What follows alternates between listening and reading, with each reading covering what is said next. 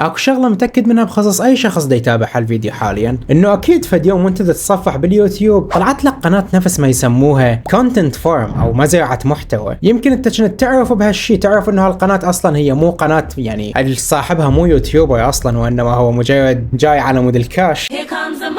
او يمكن حتى تطلع لك هالقنوات بكثير بس انت الان ما مستوعب شنو سالفه الكونتنت او شنو معنى كونتنت فارم من الاساس. صراحه هالفيديو بدون سكريبت بدون شيء، بس قلت انه افتح الكاميرا واسولف عن هالموضوع لان لسبب ما حد قاعد يسولف عنه. الناس كلها مغلسه، ما دا اعرف اذا السبب انه اصلا الناس يعني ما دا تعرف شنو اللي دا يصير، شنو موضوع هاي القنوات اللي احنا نحكي عنها اليوم، لو هل يعني يعرفون بس ساكتين، ما دافتهم شنو الوضع بالضبط. اليوم حنحكي عن واحدة من اقبح الطرق او اسوأ الاشياء اللي ممكن اي شخص يسويها على اليوتيوب او حتى على بقية المنصات. اليوم حنحكي عن شغلة اللي اسمها الكونتنت فارمينج او بالعربي مزرعة المحتوى او زراعة، مو زراعة بس وصلت الفكرة.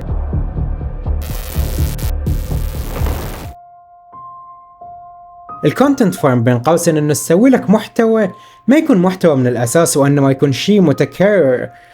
هسه ليش علقت بس بهالكلمة؟ انه بين قوسين تفتح لك قناة وتنزل بها محتوى يكون هدفك من الاساس اصلا انت ما عاجبك الوضع، ما مهتم بالشيء اللي تنزله، يعني ببالك القناة مال اليوتيوب تكون مو صناعة محتوى، مو شغف هالشيء، وانما مجرد طريقة تجيب بها فلوس بأسرع طريقة. من فيديوهات شورتس اصلا مصنوعة من الاي اي للفيديوهات تجميع لقطات اليوتيوبرز، يا ترى هاي هم تعتبر كونتنت فارم اذا ما كنت تعرف. بس اكيد النوعية الاسوأ اللي هي قنوات مثل جيجي ورانيا. شنو؟ انت بعدك عايش؟ دامت قاعد تقولوا هذا الشيء انت بعدك عايش، يعني شو تريدون تاخذون عليه او شنو؟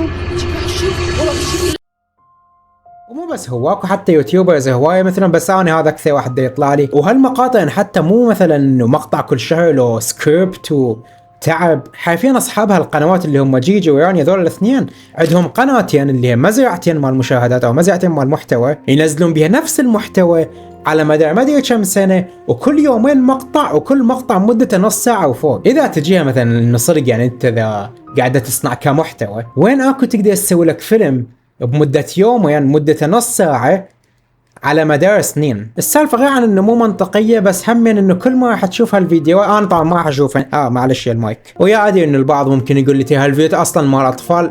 هنا المشكله، سالفه الفيديوهات مال الاطفال هالشي مو لافراح الاطفال لو تعليم الاطفال، اصلا بالعكس هالشي ده يدمر الاطفال. الفيديو اليوم يا اخي ما يريد انه يبين لكم كانه لو فيديو توعه، اوكي هو من بالصدق الفيديو لازم يكون توعوي، بس بنفس الوقت ما يريد انه يكون كلش جدي لهالموضوع. اوكي هم لازم يكون كلش جدي ياهو. فيديوهات تكون متروسه بافكتات لامعه، الصور مال شخصيات مارفل دي سي اللي اصلا الاطفال ما يعرفون، بس المهم انه ابطال خارقين، سوبرمان، سبايدر مان، ياي. وهالفيديوهات اصلا اغلب الاطفال اللي شغلوها حتى ما يتابعوها، وانما يشغلون الفيديو ويقعدون يشوفون حياتهم الاطفال والله حتى قرايبي هسه مثلا مالت الاطفال مال قرايبي حبيبي يشغل الفيديو خلص عوف التليفون هاي بعد، واللي يشغل لك هالميزه مال الفيديو المقترح يشتغل تلقائيا. اصلا دول حرفيا حتى استحي ان اسميهم يوتيوب، يعني والله ما تخيل هسه انه تقارن هيك قنوات مال شخص ينزل لك محتوى بس حتى يعتبر انه هي طريقه انه يجيب بها فلوس باسرع طريقه ممكنه، تقارنه ويا شخص قاعد يشتغل باليوم ما اعرف 12 ساعه. هي تقريبا اكثر شغله راندوم شنو اتفق اكثر شغله عن الميديوم مال اليوتيوبر. فتخيل انت تشتغل على الصور المصغره، على العناوين، على اليوتيوب شنو، على الفيديو بنفسه، ويجيك فجاه اخوك الكريم جيجي، ما ادري هو جيجي الولد لو البنيه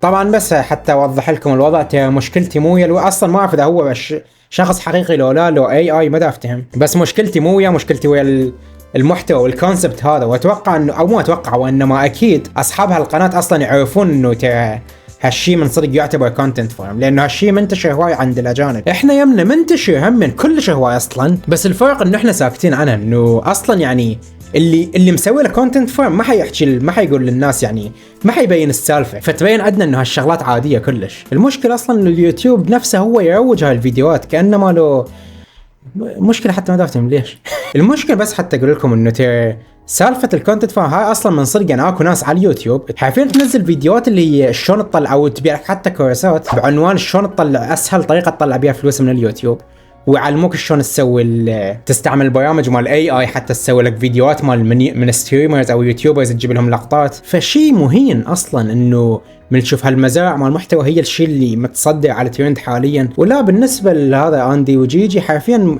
مو مزرعه واحده وما عندهم مزرعتين. ادخل هسه على القناه مالتهم راح تلقى قناه باسم اندي وجيجي ومدي اندي ويانيا شو صايروا ثلاثه ذول كل يومين فيديو، كل الفيديوهات بنفس العنوان. هسه انزل او تروح بنفسك ابحث عن القناه وشوف اول فيديو فيلم ماينكرافت والصور المصغره لامعه ومارفل وعلى اي اي على ما ادري ايش صاير، وانزل هيجي انطي هاي شايف هاي الفايل هيك كلش طويل، هاي حتى الصفحه كلش تنزل. شوف مثلا قبل 8 شهور حتشوف هم من نفس العنوان حرفيا فيلم ماينكرافت ونفس الصور المصغره نفس كل شيء. يشغلون الكاميرا يقعدون يسولفون حتى الاطفال يظل انتباههم على الشاشه. اصلا هم ليش يخلون الاطفال يظل انتباه؟ عارفين الاطفال يشغلون الفيديو يعوفون. بس صراحه يعني الحق يقال مع انه هالقناه هاي اللي حكينا عنها تو مال جيجي واندي وما ادري منو، صحيح هاي تعتبر مزرعه مال محتوى بس بنفس الوقت اكو شيء بعد اسوء، القنوات مال التجميع او اللقطات. شيء اكيد من تدخل الشورتس مال يوتيوب راح تشوف اللي مثلا فجاه لقطه من مال فالكونز، فجاه لقطه مال بانديتا، تجميعة لقطات هيك مال هاليوتيوبر هالستريمر، لقطات مال سبيد هاي اللي ترسى اصلا اليوتيوب. هاي هي ثاني نوع مال كونتنت فاهم. هذيش الاولى هسه خلصنا منها اللي هي مال افلام ماينكرافت مال هاي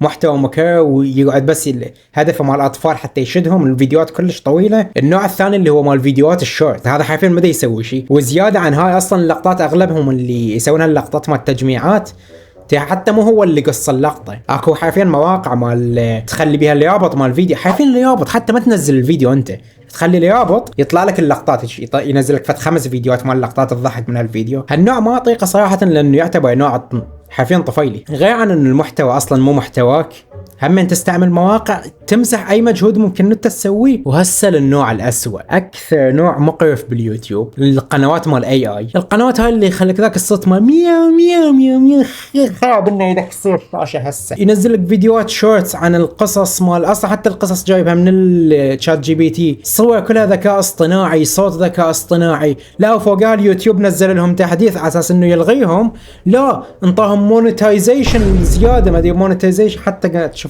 بالكلمه، انطاهم ارباح زياده لهاي القنوات اللي يسوون بالاي اي. بعد هالنوع حتى ما يدحكي عنه هواي لانه اصلا الكل تعرفه، واكيد مو اكيد وانما اصلا حتى هسه اذا شويه تقلب باليوتيوب راح يطلع لك، او خصوصا الفيس يابو ويا الفيس فرحانين على هالسوالف. بس هسه خل اشوفكم فد واحد عبر الليفل مال كونتنت.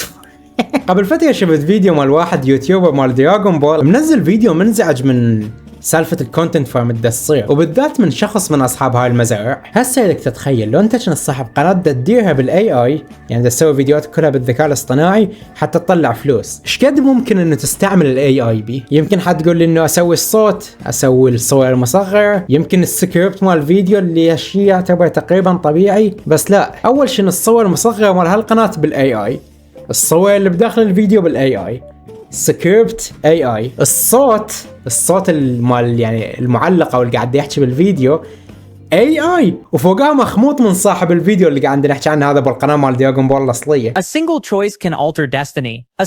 A single choice can alter destiny. That's my voice. الوصف اي اي، التعليقات اي اي، العنوان مال الفيديو اي اي.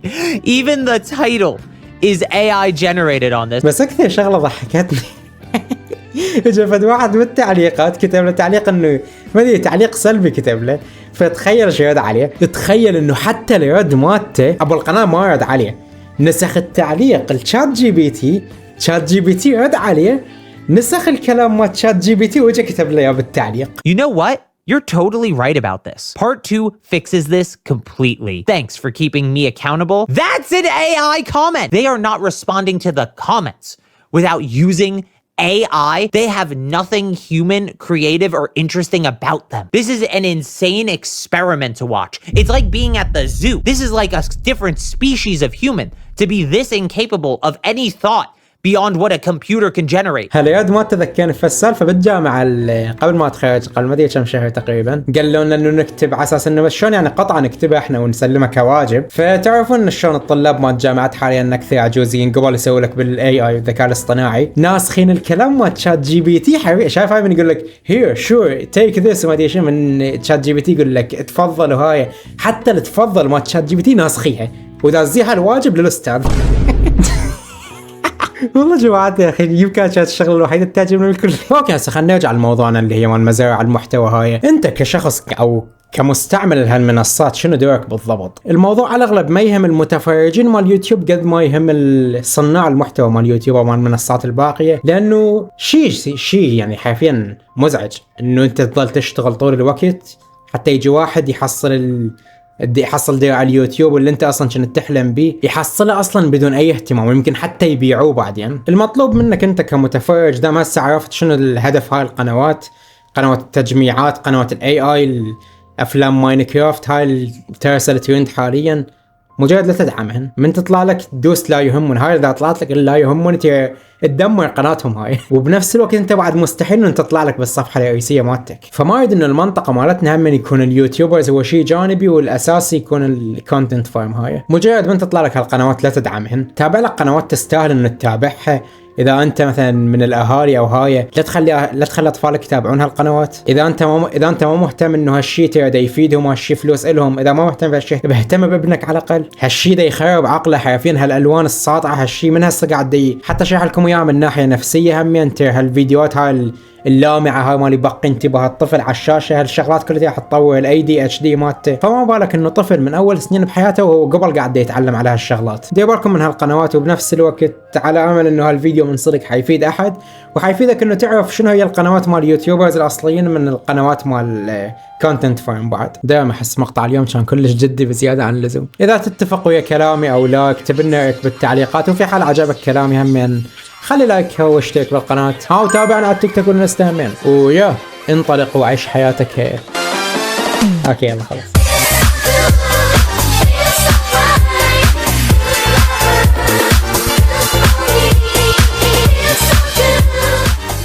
يا ولد قبل شويه قاعد قصدي نايم. شوف الفهاوة.